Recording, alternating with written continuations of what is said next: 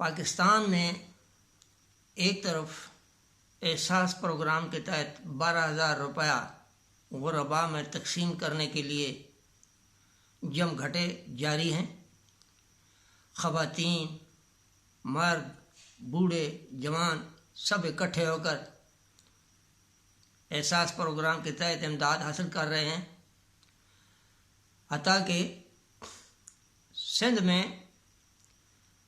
Governor Sindh اپنے پورے عملے کے ہمراہ اور دیگر اکابرین کے ساتھ جڑ کر کھڑے ہوئے ہیں، اکٹھے ہیں، احساس پروگرام کی امدادی رقم تقسیم کر رہے ہیں۔ اور ایک تقسیم کرنے والی کو پوچھا جا رہا ہے کہ یہ رقم کس کی طرف سے دی جا رہی ہے، تو وہ آگے سے کہتی ہے بے نظیر کی طرف سے، بے نظیر بھٹو کی طرف سے۔ اسے پھر سمجھایا جا رہا ہے کہ نہیں، بے نظیر بھٹو کی جانب سے نہیں ہے بلکہ یہ عمران خان کی جانب سے ہے۔ یعنی ایک طرف حکومت جو اس وقت حکمرانی کر رہی ہے لاک ڈاؤن کے سلسلے میں، اس کے یہ جم گھٹے اور اجتماعات جاری ہیں۔ دوسری طرف تبلیغ کے سلسلے میں دیکھا جائے تو اخبارات کے حوالے سے پتہ چلتا ہے کہ 5200 ٹیمیں تبلیغ کی مختلف ملکوں سے آئی ہوئی اور اندرون ملک سے تبلیغ کے لیے جاری ہوئیں۔ ہر ٹیم میں 8 تبلیغی ارکان تھے، اور پھر وہ جدھر بھی گئے ہیں، جہاں بھی گئے ہیں، تو پھر اپنے ساتھ اگر ان کا کوئی کرونا کا وائرس تھا تو وہ بھی ساتھ لے کر گئے ہیں، کیونکہ کرونا کا کیریئر جو ہے وہ انسان ہے، انسان سے انسان کی طرف منتقل ہوتا ہے۔ اور اب سوال یہ پیدا ہوتا ہے کہ ایک طرف اگر حکومت اور تبلیغی جماعتیں اس کرونا وائرس کے ڈیڈ لاک کی جو خلاف ورزی ہے وہ سر عام ہو رہی ہے، تو دوسری طرف کوئی صوبائی حکومت یا دیگر صوبائی حکومتیں اگر لاک ڈاؤن عمل کروانا چاہیں گی تو ان کی کون سنے گا؟ تو یہ وہ مخمصہ ہے، یہ وہ ڈلیما ہے جس پر آج غور کرنے کے لیے ایک بیان جاری کرنے کی کوشش ہے۔ ابھی رمضان شریف آنے والا ہے، اس سلسلے میں ہمارے علماء کرام نے باجماعت نماز پڑھنے کی بھی کہہ دی ہے، جمعہ پڑھنے کی بھی کہہ دیا ہے، اور اعتکاف بیٹھنے کا بھی کہہ دیا ہے۔ اب اگر کوئی متصرف شخص اعتکاف بیٹھے گا یا جماعت میں جائے گا یا باجماعت صلاۃ ادا کرے گا تو اس سے آگے یہ وائرس پھیلتا جائے گا، وہ گھر میں جائے گا، وہاں بھی پھیلتا جائے گا۔ اب سوال یہ پیدا ہوتا ہے کہ آخر ہم اس کرونا وائرس کے خطرے کو سمجھنے سے کیوں قاصر ہیں؟ ہم نے اپنے معمولات کو اسی طرح جاری رکھنے پر کیوں زور دے رکھا ہے؟ تو یہ وہ مخمصہ ہے جس کا میں آج قرآن پاک کے حوالے سے مسلمانوں کو سمجھانے کی کوشش کرتا ہوں کہ اس سلسلے میں قرآن پاک کا کیا حکم ہے۔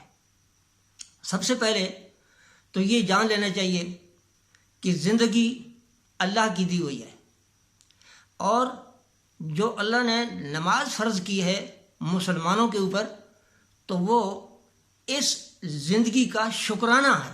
اللہ کے حضور 5 وقت زندگی کا شکرانہ نماز ہے۔ اب اگر نماز زندگی کا شکرانہ ہے تو قرآن کی روح سے زندگی کا تحفظ بھی مسلمانوں پر فرض ہے، تمام دنیا پر فرض ہے، لیکن چونکہ مسلمان اسلام کو مانتے ہیں، قرآن کو مانتے ہیں، اس لیے ان کو معلوم ہونا چاہیے کہ یہ جو زندگی کا تحفظ ہے یہ بھی مسلمانوں پر فرض ہے، کیونکہ قرآن پاک میں سورہ نمبر 3، سورہ نمبر 5 اور آیت نمبر 32، سورہ نمبر 5 اور آیت نمبر 32 پڑھ لیں۔ اس میں اس کا مطلب کیا ہے؟ اس کا مطلب یہ ہے کہ جس نے ایک انسان کو ناحق قتل کیا گویا اس نے پوری انسانیت کو قتل کیا، اور جس نے ایک انسان کی جان بچائی گویا اس نے پوری انسانیت کی جان بچائی۔ تو انسانیت کی جان بچانا اور ناحق انسانیت کو قتل کرنا، اب یہ زندگی کے تحفظ کا قرآنی حکم نہیں ہے؟ اگر یہ زندگی کے تحفظ کا قرآنی حکم ہے تو یہ مسلمانوں پر فرض ہے۔ اور یاد رکھیں، نماز زندگی کا شکرانہ ہے، تو زندگی کے تحفظ کا شکرانہ اعمال صالح ہے، یعنی وعامل الصالحات ہے۔ اور وعامل الصالحات کے سلسلے میں اللہ تعالیٰ نے خود قرآن پاک کی سورہ نمبر 2 اور آیت نمبر 5 میں، آیت نمبر 277 میں، سورہ نمبر 2 آیت نمبر 277، اس کو آپ پڑھیں تو اس میں کیا لکھا ہوا ہے؟ ان الذین آمنوا وعملوا الصالحات واقیموا الصلاة وآتوا الزکاة لہم اجرہم عند ربہم ولا خوف علیہم ولا ہم یحزنون۔ یعنی اللہ تعالیٰ فرما رہے ہیں جہاں نماز کا حکم ہے، جہاں زکوٰۃ کا حکم ہے، اللہ تعالیٰ فرما رہے ہیں کہ جو ایمان لے کر آئے، یعنی ایمان کا مطلب یہ ہے کہ تمام انبیاء کو ماننا، یوم آخرت کو ماننا، اللہ کی توحید کو ماننا، اور تمام فرشتوں کو ماننا، اور تمام کتابوں، اللہ کی بھیجی ہوئی کتابوں کو ماننا۔ کسی ایک نبی کو ماننا اور دوسرے نبی کو نہ ماننا یہ ایمان نہیں ہے۔ ایمان ہے آخری پیغمبر اور آخری کتاب تک جتنا بھی سلسلہ اسلام ہے اس کو ماننا ایمان ہے۔ اب ایمان کے بعد اللہ تعالیٰ کیا فرما رہے ہیں اس آیت میں؟ وعامل الصالحات، وعامل الصالحات، اور وعامل الصالحات کے بعد کیا فرما رہے ہیں؟ اقیم الصلاۃ، اس کے بعد کیا فرما رہے ہیں؟ آتوا الزکاۃ، یعنی نماز قائم کریں اور زکوٰۃ دیں، اور پھر اس کے بعد لہم اجرہم عند ربہم، اس کا اللہ کے نزدیک بہت بڑا اجر ہے، اور ولا خوف علیہم ولا هم یحزنون، اور ایسے لوگوں کو ڈرنے کی ضرورت نہیں ہے، حزن و ملال کی ضرورت نہیں ہے۔ یعنی 3 چیزیں یہاں بتائی گئیں، ایک فرضی عبادت یعنی نماز وغیرہ، اور دوسری وعامل الصالحات۔ اب اگر نماز پڑھنے سے وعامل الصالحات پورے ہو جاتے ہیں تو پھر یہاں وعامل الصالحات کا اللہ کا ذکر کیوں آیا ہے؟ اصل میں وعامل الصالحات جو ہے یہ زندگی کے تحفظ کا شکرانہ ہے۔ تو زندگی کے تحفظ کا شکرانہ جو ادا کرتا ہے اس کے لیے اللہ تعالیٰ نے قرآن پاک میں خود فرمایا ہے وعد اللہ الذین آمنوا، وعد اللہ الذین آمنوا وعملوا الصالحات لہم مغفرت و اجر عظیم، یعنی یہ آخرت کا انعام ہے۔ اور اللہ تعالیٰ نے یہاں اس آیت میں فرمایا ہے کہ میرا یہ لوگوں سے وعدہ ہے، وعد اللہ الذین، میرا ان لوگوں سے وعدہ ہے، آمنو، جو ایمان لائے، وعملوا الصالحات، اور جنہوں نے اعمال صالح سر انجام دیے، ان کے لیے لہم مغفرت و اجر عظیم، آخرت میں ان کے لیے اجر عظیم ہوگا اور ان کی مغفرت ہوگی۔ یہ اللہ کا وعدہ ہے، یعنی اللہ کے وعدے میں وعامل الصالحات کا ذکر آیا ہے، یہاں نماز کا اور واقیم الصلاۃ کا اور حج کا نہیں ذکر آیا۔ اب اسی طرح سورہ نمبر 9 ہے، سورہ نمبر 5 آیت نمبر 9 کی تو یہ میں نے آیت پڑھی ہے۔ اس کے بعد سورہ نمبر 24 اور آیت نمبر 55، یعنی سورہ نمبر 5 اور آیت نمبر 9 میں تو وعامل الصالحات اور آمنو کے بعد اللہ تعالیٰ نے وعدہ فرمایا کہ ان کی مغفرت بھی ہوگی اور اجر عظیم بھی ہوگا، یعنی آخرت کا انعام ہے۔ اور دنیا میں ان کے لیے کیا انعام ہے؟ دنیا میں ان کا انعام یہ ہے کہ ان الذین آمنوا منکم وعملوا الصالحات لیستخلفنہم فی الارض، جو لوگ ایمان لائے اور ان میں سے جنہوں نے نیک اعمال کیے ان کو میں زمین کی خلافت دوں گا، یعنی زمین کی حکومت دوں گا۔ اب سوال یہ پیدا ہوتا ہے کہ دنیا میں بھی اللہ نے وعدہ کیے ان سے کہ وعد اللہ الذین آمنوا وعملوا الصالحات، وعدہ ہے اللہ کا ان لوگوں سے جو ایمان لائے اور جنہوں نے نیک اعمال کیے، لَيَسْتَخْلِفَنَّهُمْ فِي الْأَرْضِ، میں ان کو زمین میں حکومت دوں گا، حکمرانی دوں گا اپنے اپنے مرتبے کے مطابق۔ تو اب سوال یہ پیدا ہوتا ہے کہ اللہ کا وعدہ ایمان کے بعد وعمل الصالحات والے لوگوں سے ہے، دنیا کا اجر بھی اور آخرت کا اجر بھی، اور اللہ کا وعدہ لا یخلف اللہ وعدہ، اللہ تعالیٰ اپنے وعدے کے خلاف نہیں کرتے۔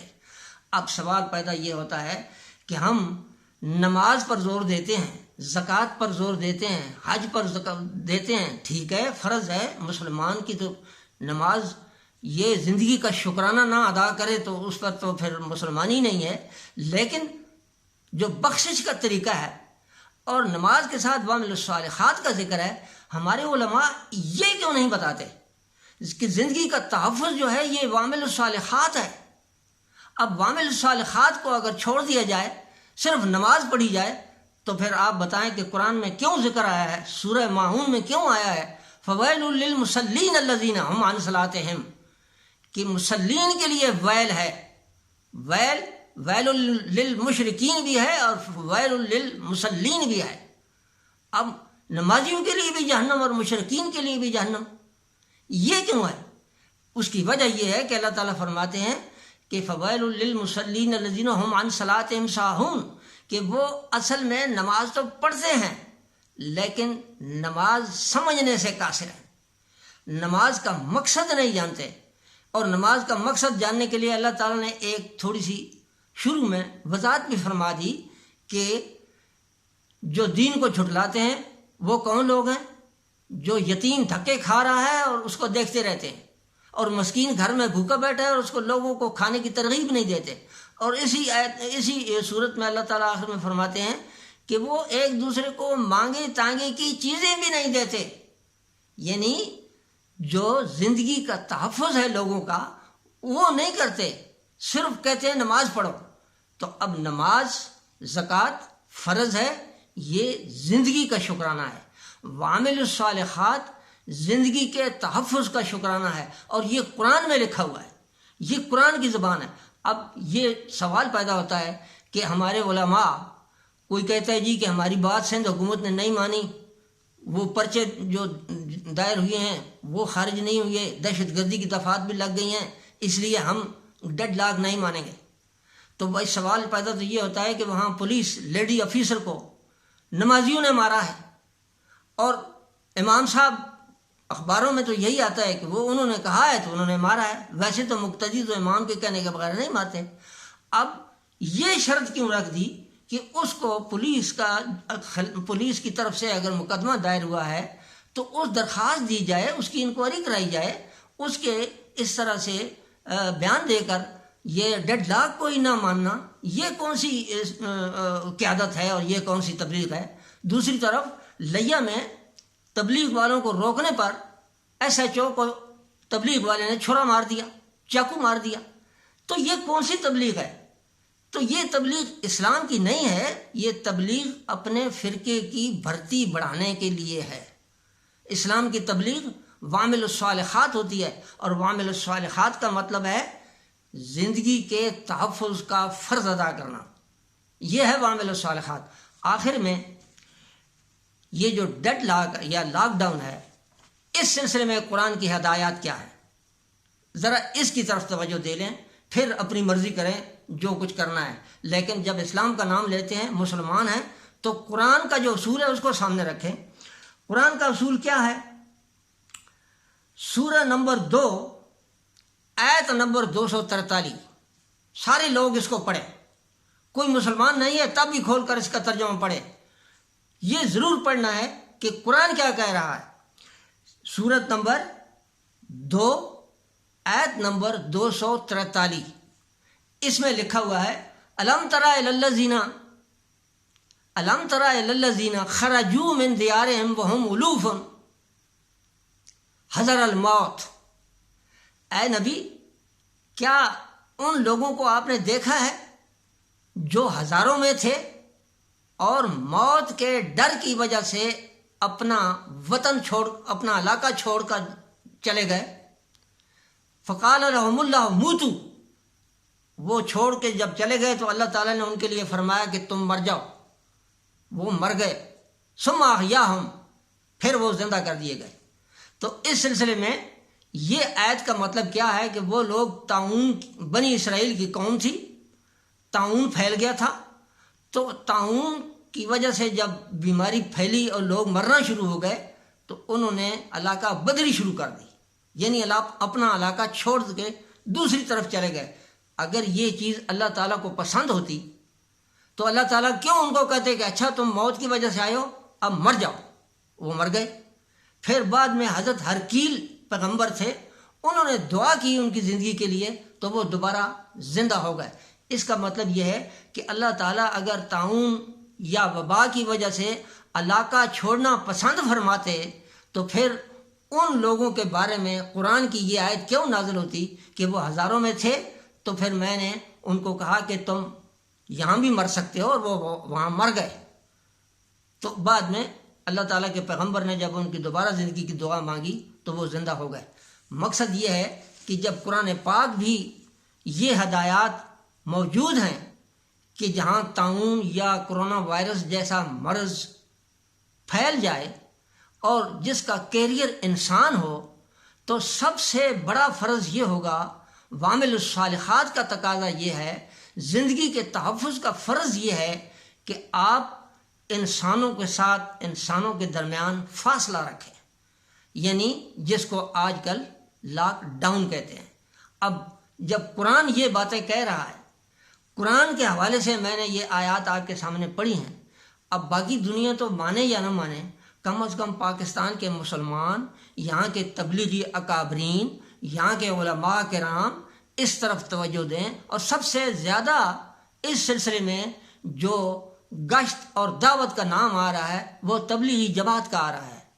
اب بھی اس وقت بھی رائے میں 1000 سے اوپر لوگ ابھی بھی کرونا میں موجود ہیں۔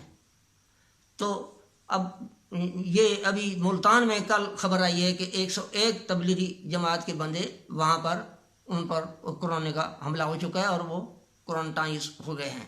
تو یہ مسئلہ میں اس لیے گزارش کر رہا ہوں کہ ہماری حکمرانی، یعنی ہماری حکومت اور ہمارے مذہبی اکابرین، ہمارے علماء، جب ایک طرف یہ لوگوں کو اس طرح کی تربیت دیں گے تو کسی صوبائی حکومت کو کون سنے گا؟ عوام تو یہی کہیں گے کہ صوبائی حکومت ایسے ہی کہہ رہی ہے، کوئی بھی صوبائی حکومت ہو۔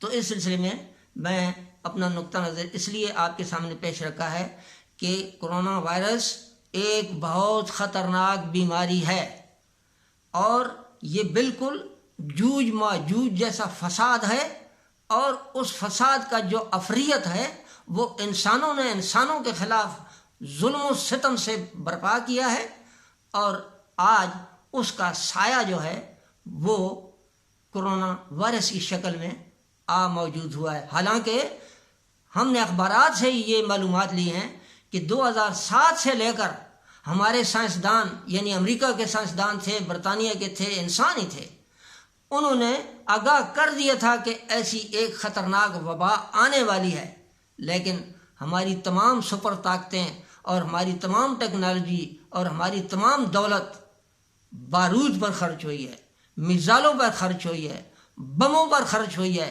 اور لڑائیوں پر خرچ ہو رہی ہے۔ کوئی اس وبا کے تحفظ کے لیے، انسان کو بچانے کا، زندگی کے تحفظ کا کوئی سامان نہیں کیا گیا۔